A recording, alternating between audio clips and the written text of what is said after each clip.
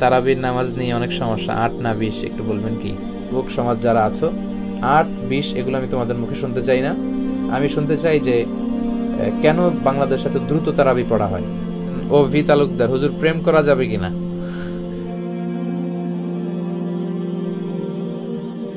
তারাবির সালাত ৮ না ২০?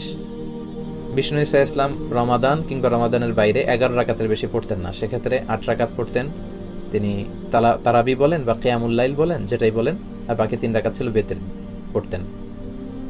পরবর্তীতে ওমরে ফারুকের সময় উনি সাহাবীদেরকে বিচ্ছিন্ন হয়ে রাত্রিবেলা মসজিদে নামাজ পড়তে দেখে একত্রিত করলেন, তখন থেকে ২০ রাকাত চালু হলো।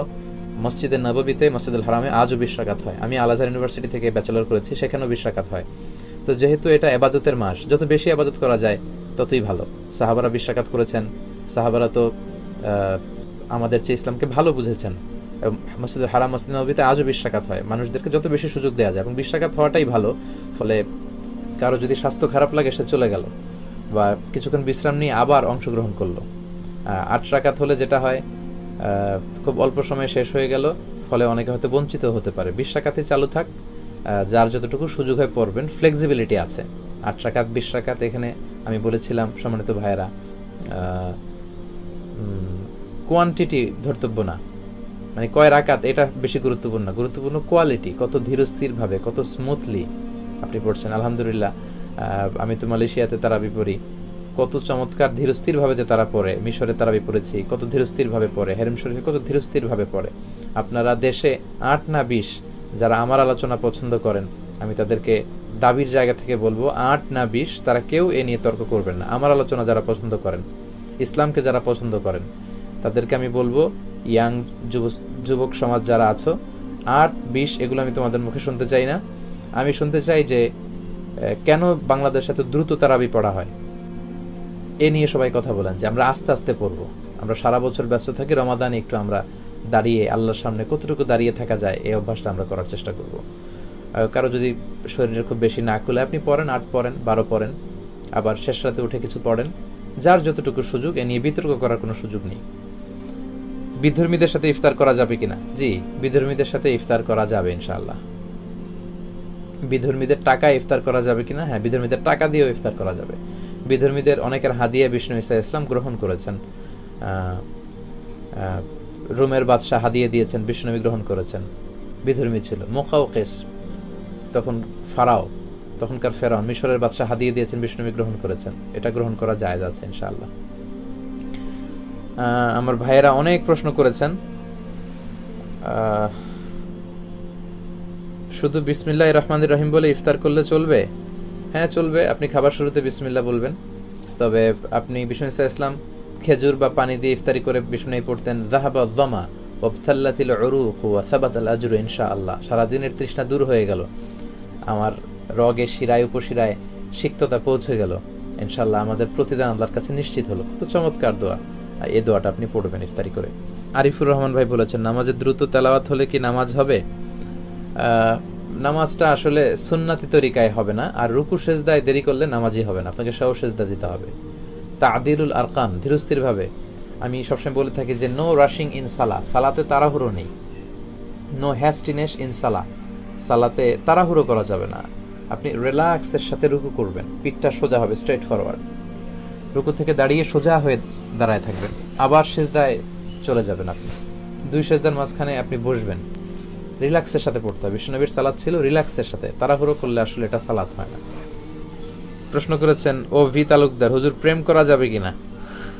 প্রেম করবেন আল্লাহর সাথে, প্রেম করবেন বিষ্ণু ঈসা ইসলামের সাথে, কিন্তু কোনো গায়রে মাহরাম নারীর সাথে আসলে প্রেম করা যাবে না। বিবাহ বহির্ভূত সব সম্পর্ক হারাম, হয় বিয়ের মাধ্যমে সম্পর্ক অথবা মা মালাকাত আইমানুকুম, যদি দাসী। কিন্তু এটা প্রথাটা এখন নাই, বিষ্ণুর সময় ছিল, আবার ইমাম মাহদী আসলে, ঈসা আলাইহিস সালাম আসলে সেটা হবে। তো বিবাহ বহির্ভূত সব সম্পর্ক ইসলাম এগুলো হারাম করেছে, আর হারামে কোনো বরকত নেই, আলটিমেটলি এটা গজব নিয়ে আসবে। রোজা রেখে কাউকে রক্ত দেয়া যাবে কি? আমি বলেছিলাম যে 1 কাপ, কাপিং পরিমাণ, সিঙ্গা লাগালে যে রক্ত, চায়ের কাপে 1 কাপ পরিমাণ রক্ত বেরোলে রোজা ভেঙে যাবে। অল্প ব্লাড নিয়ে ব্লাড টেস্ট করলে রোজা ভেঙে যাবে না। কিন্তু কাউকে রক্ত দেয়া যাবে কিনা? রক্ত দিন, জীবন বাঁচান। আমি বলেছি মাকাসিদুশ শরিয়ার প্রথমটি হচ্ছে হেফজুন নাফস, জান বাঁচাতে হবে। অনেক সময় অ্যানাউন্স দেওয়া হয় একজন মুমূর্ষু রোগীকে বাঁচাতে হলে রক্তের প্রয়োজন, রক্তের গ্রুপ বি পজিটিভ। তখন আপনি কি করবেন? আপনার বি পজিটিভ হলে দেওয়ার সুযোগ থাকলে অবশ্যই দিবেন, কারণ জীবন বাঁচাতে হবে। কিন্তু আপনার রোজাটা ভেঙে গেল, আপনি পরবর্তীতে একটা রোজা কাজা করবেন, আপনি ইনশাল্লাহ অনেক সওয়াব পেয়ে যাবেন ইনশাল্লাহ। আমার সাথে দেখা করতে চাই, এই তো দেখা হচ্ছে আমাদের অনলাইনে। এই আমাদের এই দেখাগুলো, অনলাইনের দেখাগুলো, বসাগুলোকে আমাদের এই ভালোবাসা শুধু যেন হয় আল্লাহর জন্য। আরেক ভাই প্রশ্ন করেছেন, নারী, পুরুষ এবং নারীর নামাজ কি একরকম? আসলে স্বল্প সময়ের লাইভে এত কথার উত্তর দেওয়া যায় না। আমরা কয় মিনিট লাইভ করলাম? নারী এবং পুরুষের সালাত এক কিনা, এ বিষয়ে আবহমান কাল থেকে দুইটি মতামত মুসলিম বিশ্বে প্রচলিত হয়ে আসছে। একটি মত হচ্ছে নারী পুরুষের সালাত একরকম, কারণ বিষ্ণু বলেছেন সল্লু কামা রাআইতুমুনি উসাল্লি, তোমরা আমাকে যেমনি সালাত পড়তে দেখো তোমরাও তেমনি সালাত পড়ো, আমার মতো পড়ো। তো বিশ্বনবী নারী পুরুষ সবার জন্য আদর্শ, তাই নারী পুরুষের সালাতের কোনো পার্থক্য নেই, এটা হচ্ছে একটা মত। আরেকটি মত, যেই মতের ধারক বাহক হচ্ছে আহনাফরা, হানাফি মাযহাবের স্কলাররা এবং হাম্বলি মাযহাবের স্কলাররা। আল মুগনি একটা কিতাব আছে লি ইবনি কুদামা, ওনার লেখা এই কিতাবের ভেতরে এবং আরো কিছু বইতে তারা এই মতামত প্রকাশ করেছে যে 1 ঘন্টা 40 মিনিট করে ফেলেছি। হাম্বলি মাযহাবের কিছু স্কলাররা তারা মতামত দিয়েছে যে পার্থক্য আছে এবং আহনাফরাও সাপোর্ট করেছে। তাহলে আমি বলছিলাম নারী পুরুষের সালাতের ব্যাপারে দুইটা মত। প্রথম মত হচ্ছে যে কোনো পার্থক্য নেই, নারী পুরুষের সালাত এক। আরেকটি মত হচ্ছে যে পার্থক্য আছে। তারা দলিল হিসেবে এনেছে যে নারীদের পার্থক্য আছে এই কারণে নারীরা ইমাম হতে পারে না, সালাতের ইমাম হবে পুরুষেরা। কোনো কারণে যদি নারীরা ইমাম হয়ও পুরুষ পেছনে থাকতে পারবে না, শুধু নারীদের নামাজে নারীরা ইমাম হতে পারবে in case of emergency. Umme Salama, Ayesha রাদিয়াল্লাহু আনহা, বিশ্বনবীর স্ত্রীরা মাঝে মাঝে জোহরের সালাতে আসরের সালাতে ইমামতি করেছেন। এটা ইন কেস অফ ইমার্জেন্সি, এটা তাদের সব সময়ের আমল না। তো সেক্ষেত্রে আবার শর্ত হচ্ছে জাহারি কেরাতে নারীরা আওয়াজ করে পড়তে পারবে না। যেমন আমি পুরুষ, আমি মাগরিবের নামাজের ইমামতি করলে আওয়াজ করে সূরা পড়বো, কিন্তু নারী যদি ইমাম হয়, পুরুষদের তো ইমাম হতেই পারবে না, শুধু নারীদের হতে পারবে ইন কেস অফ ইমার্জেন্সি, কিন্তু তিনি আওয়াজ করে, তাদের কোনো জাহারি কেরাত নেই, সব সিররি। আবার আমি সামনে দাঁড়াবো, সব মুক্তাদির আমার পিছনে দাঁড়াবে, পুরুষদের ক্ষেত্রে এটা নিয়ম। কিন্তু নারী যদি কখনো ইমাম হয়, তিনি সামনে দাঁড়াতে পারবেন না, একই কাতারে সমান হয়ে দাঁড়াবেন। তো এই তো কিছু পার্থক্য পাওয়া গেল। আবার পার্থক্য আছে সাতারের ক্ষেত্রে।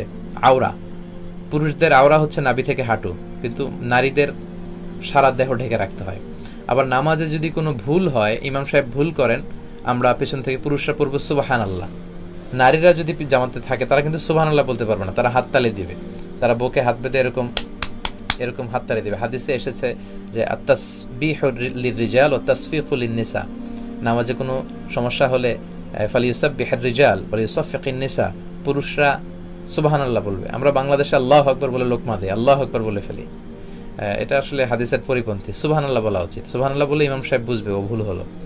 কিন্তু ইমাম সাহেব এমন কোনো ভুল করলো যেটা পুরুষরা কেউ ধরতে পারলো না, পেছনে নারীরা বুঝতে পারলো, তারা কি সুবহানাল্লাহ বলবে না? তাদের আওয়াজটাও কিন্তু আওরা, পর্দা। এজন্য তারা হাত বেঁধে আছে, এভাবে সবাই মিলে হাততালি দিলে এভাবে সবাই ইমাম সাহেব বুঝতে পারবে ও তাহলে কোনো ভুল হয়েছে, তিনি শুধরে নেবেন। এই তো আরেকটা পার্থক্য পাওয়া গেল। এভাবে অনেকগুলো পার্থক্য পাওয়া যায়। পুরুষদের জন্য জামাতে মসজিদে পড়া সুন্নাতে মুআক্কাদা, কিন্তু নারীদের জন্য মসজিদের চেয়ে ঘর উত্তম। এই যে পার্থক্যগুলো আছে, এগুলোকে সামনে এনে হাম্বলি মাযহাবের স্কলাররা, হানাফি স্কলাররা, ওনারা বলে যে কিছুটা পার্থক্য, সেটা হচ্ছে তারা নিজেদেরকে আঁটো-সাঁটো করে দাঁড়াবে, তারা পাগুলো মিলিয়ে দাঁড়াবে এবং সিজদায় গেলে দেহটাকে জমিনের সাথে লাগিয়ে দাঁড়াবে। তা না হলে পুরুষদের মতো সিজদা দিলে তাদের ব্রেস্ট, স্তন ঝুলে থাকে, এটা দেখতে হয়তো খারাপ দেখায়, তাদের পর্দার কিছুটা সমস্যা। এই দৃষ্টিকোণ থেকে তারা বলেছেন কিছুটা পার্থক্য আছে। তো আবহমান কাল ধরে এই দুইটা মত, এক মত বলে যে না কোনো পার্থক্য নেই, আরেক মত বলে যে কিছুটা পার্থক্য আছে, যাতে নিজেদেরকে আরেকটু আব্রু পর্দার মধ্যে রাখা যায়। তো যেহেতু ফ্লেক্সিবিলিটি আছে, আপনি যে কোনো মত গ্রহণ করতে পারবেন। আর একটি প্রশ্ন নিব, এই প্রশ্ন নিয়ে আজকের লাইভ শেষ করব। আসলে অনেক রাত হয়ে যাচ্ছে, আপনাদেরকে আর বিরক্ত করতে চাচ্ছি না।